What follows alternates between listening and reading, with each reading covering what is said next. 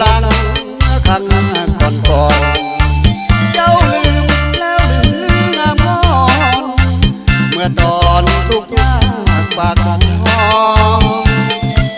ข้ามมาเมืองไทยแม้ผู้ใดเอาเจ้าข้ามคลองไปเพิ่งไปช่วยประคองนวลน้องได้รอดภัยเคยจำว่าดูเคยอดสู้ด้วยความลำบากยามจนแสนทุกเศษยา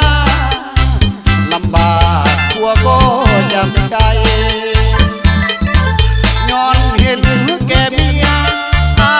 ที่เสียแห้งและกายหนักเบา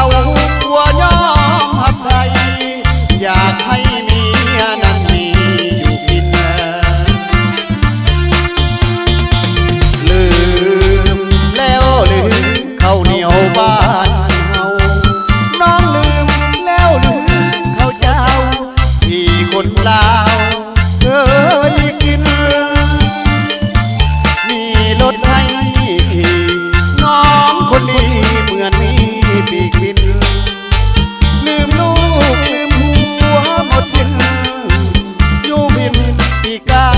ขาแข็งยิ่งหัวลุกมาถึงมาที่หักเมียอายถึงผิดหัวนี้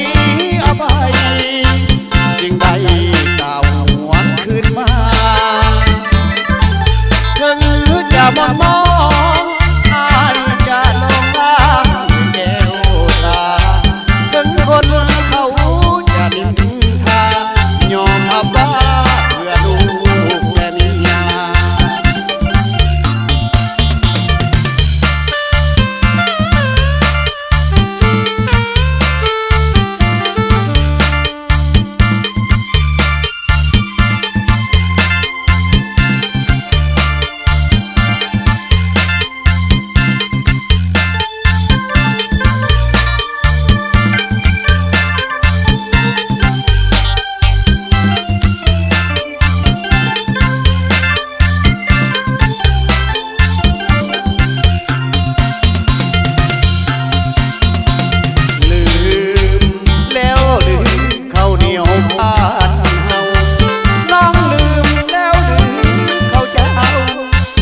คนดาวเคยกินมีรถให้ขี่น้องคนดีเหมือนมีปีกบินลืมลูกลืมหัวหมดสิ้นอยู่บินปีกาขาแข็งยิ่งหัวลุกขึ้นมาคืนมาที่หักเมียอายถึงผิดหัวนี้อภัยยิ่งได้กล่าวหวนคืนมาถึงจะหมดมองอายจะลองรักด้วยแก้วตาถึงคนเขาจะนินทายอมรับว่า